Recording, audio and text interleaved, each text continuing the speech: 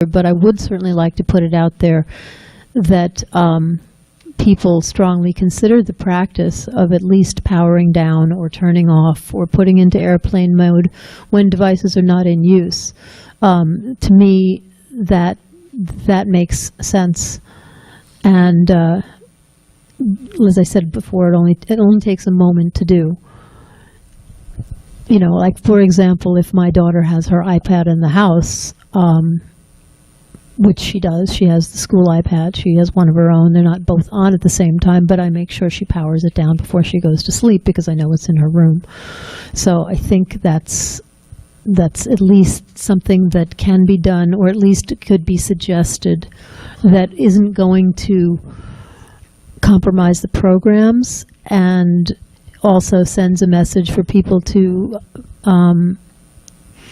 really consider this issue and look into it more. I know we have a task force that is doing that, but that seems like something that could be done now without negatively impacting the programs, especially for the people who may need them the most.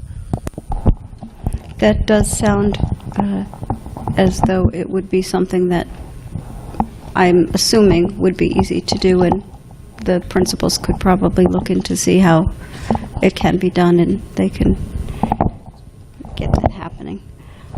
Okay, we're moving on to 3.02.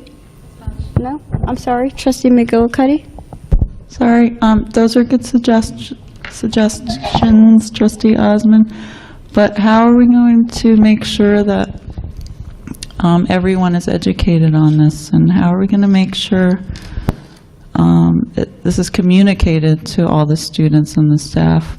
The iPads were given out without the warnings, which I'm surprised about. I didn't know that. So, like, how are we going to ensure that we educate everyone in our buildings about the possible dangers? I don't think we can.